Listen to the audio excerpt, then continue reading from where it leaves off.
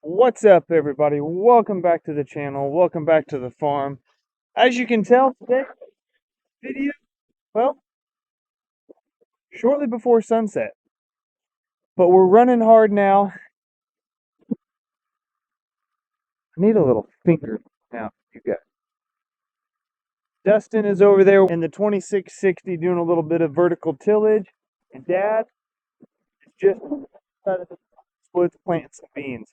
So right now, I am grabbing the skid steer. Got over there, that on those boxwoods, that's the tree line we pushed back. There's a few chunks of wood that we missed that Dustin has pulled up, so I'm going to go clear those out and get the rest of the skid steer attachments out of the field.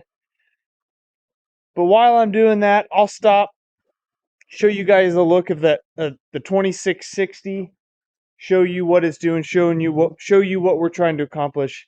And I may run over to the bean planter as well, check that out, see how the beans are planting. This is only day 2 of planting beans, so still trying to get that dialed in. But this is our ride today, so bear with me. It's a slow one, but won't be for you. Might be a few seconds for you guys.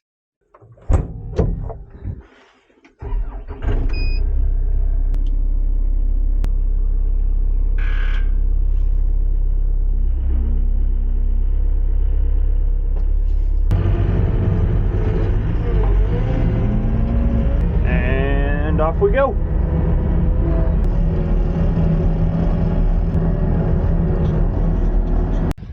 Okay, maybe I should have trailered that over, but you live and you learn. Anyway, I was going to do what I needed with that first, but I'm afraid I'm going to run out of daylight. So Dustin's over here running the ground right here in this field. So I wanted to give you guys a little idea of what we're trying to accomplish with this VT tool, what I call the 2660. So as you can tell, I mean, like he's only working maybe 2 inches. We're not trying to work the ground itself. What we're doing is this is what we're trying to do. We're trying to chop up the residue. One, it makes it easier when the bean planter comes through planting beans, but also in the fall, it makes it a lot nicer for the bean head. As you can tell, right side's worked, left side is not. We are knocking down all of the old corn stalks, which therefore keeps the old stalks out of the bean head this fall, and overall just makes a nicer seed bed, makes it easier to manage throughout the year as well. So that's all we're trying to accomplish. We're not sitting here trying to work it 4-6 inches deep. So he's on his way down now. I'll get you guys some good shots. This thing, it's only 30 foot wide, but we run it at 10 mile an hour, so he can cover ground pretty quick with it.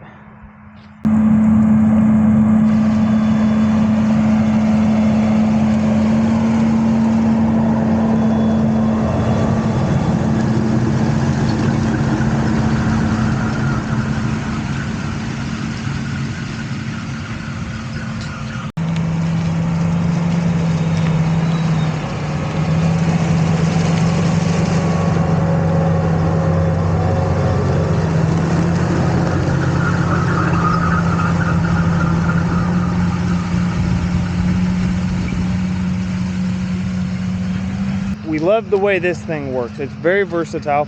This is what it does most of the time. We've got this thing set maybe 2.5 inches deep and only at a 2 degree angle. It can go clear up to 6 inches deep, 12 degree angle, which makes it more of a traditional disc. We rarely, actually I don't know that we've ever ran it that hard. But that thing,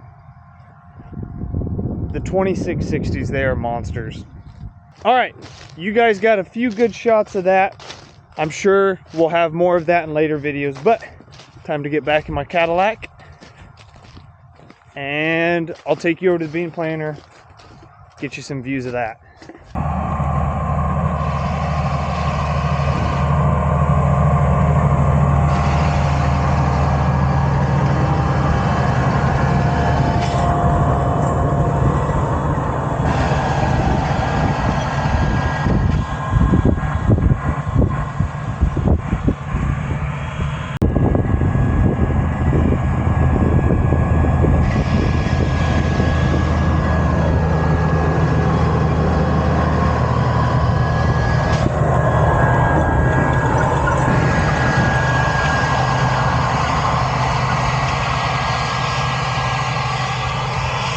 So, unlike the 2660, that is 40 foot wide, but he's only running 7.4-ish most of the time.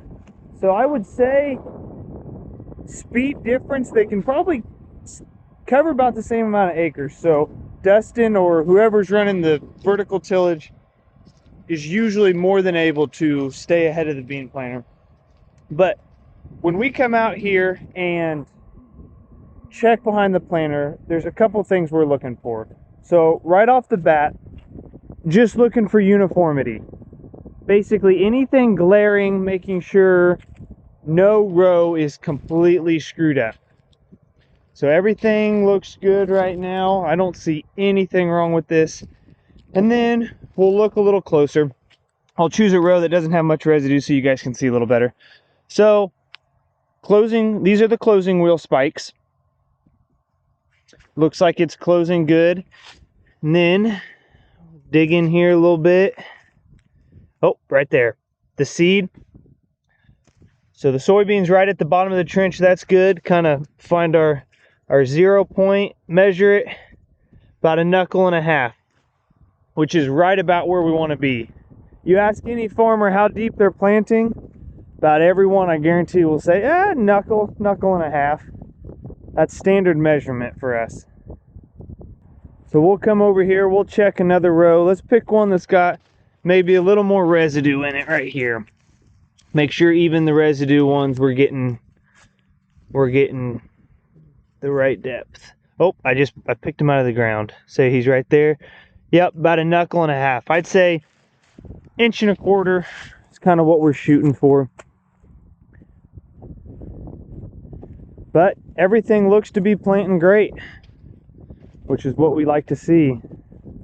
So the only other thing that we look for, or that we check, normally doesn't change, so we normally just check it right at the beginning of the season, is our start and stops. So we plant our end rows first, and then our swath controls each row individually. So as the planter comes up to the end rows, every row shuts off individually as it meets our end row.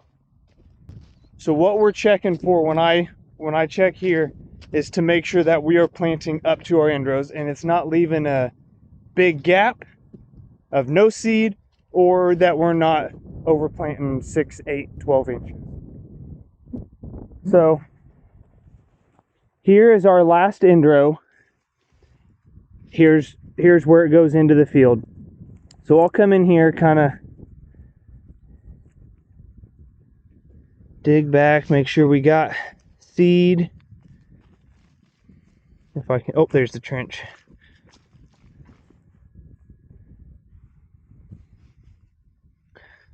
Oh, right there. So here's our last end row. Here's our first seed that I have found so far. So we know we're not leaving a big gap. Next question is, so there's our end row. So now that I'm past it, see if I can find any. And so far, I don't.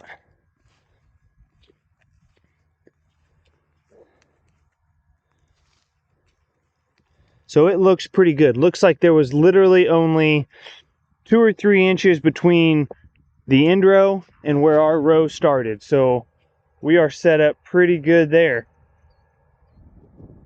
Now that I've shown you guys what the 2660 and what the bean planter is doing, looks like Dustin's waiting on me, and I'm about to run out of daylight. So I've got to jump back in my Cadillac,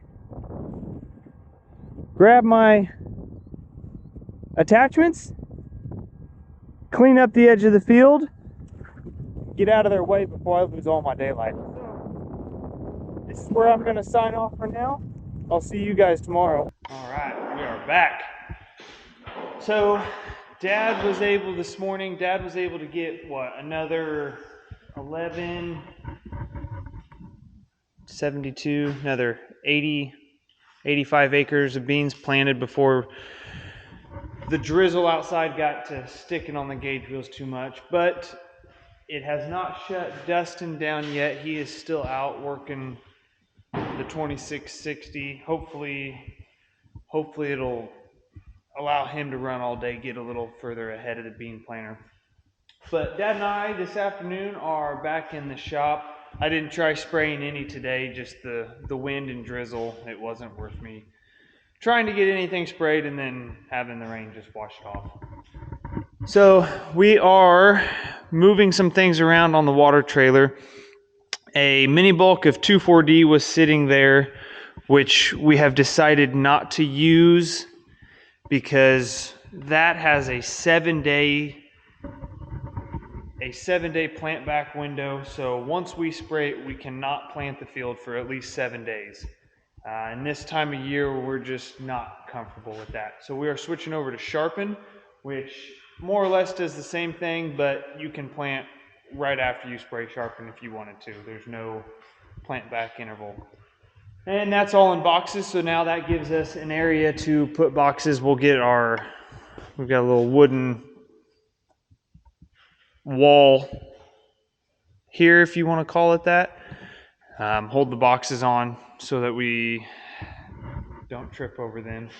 Then also, while we're in the shop today, we are going to try and start installing something else in each of the trucks. So this is a module from John Deere that will allow us to see our trucks on John Deere Op Center, which is basically how we track all of the tractors, equipment, everything on the farm we can see from the Op Center app. It's a really nice hub for all of the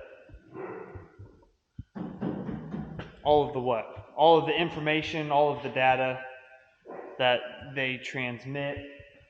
So now, once we get these installed in the semis, we will be able to see all of our semis on there as well, and that'll be really nice. We don't have to constantly keep calling truck drivers, hey, where you at, where you at? We'll be able to know, see whatever they're doing and when they'll be back. But the hard part is always trying to figure out where to run these things. So that's what we're trying to figure out now, and this one is where we want to pull power from in ground. All right, so I think we figured out how we're going to mount it. This box should it'll set flush. Thank you. It'll set flat down in there. But we've got bare wires back there that'll give us our power, ground, and switched. And then the harness will sit on top of that module. And then actually, there is another part of the harness that will hook to the diagnostic port. So it will actually tell us fuel, miles, hours, those kind of parameters. So I'm going to have to run that one up through up under the dash. That's going to be the fun part. Other than that, it should lay in there pretty nice. All right, so ended up running both the power cord and the diagnostic cord over to this corner. Diagnostic had to come over here, so I figured just run the power cord over here, tap it into this fuse panel was going to be easier than trying to find 3 random wires over there behind the dash to power everything. So this will be the end that goes on the harness, and then we've got a constant, switched, and ground that will go spare battery, spare accessory, and then we've got a ground screw up there. So that's our last 3 connections, and we can finally finish this project. got the whole harness hooked up to diagnostics and everything. I don't know if you can see it. See that little amber light flashing, or it's not flashing right now, but it's going through its initial boot up. Wait till that light flashes and then eventually we'll go out. And then I'll have to go into the office on the computer, put our semi into Op Center, and then find the modem through the serial number, and then tag this modem to the truck, and should be good to go. Just got off the phone with our solution center. Had to call them to get modems tagged to us and paired to equipment. So check this out. Right there's the Kenworth that I was working on. We've got the White International done already. And then we have the other two semis plus our 6130 that we also got a modem for. We have not, that's what we're working on now. We have not got them installed yet, but really excited to be able to do this. So now I don't have to, like I said, wait on the guys to figure out where they're at. I can see everything. Well, as exciting as that is, I think that's a good spot to stop this video. I appreciate you guys watching. Make sure you hit that like button and subscribe so you don't miss the following videos. And we'll see you in the next one.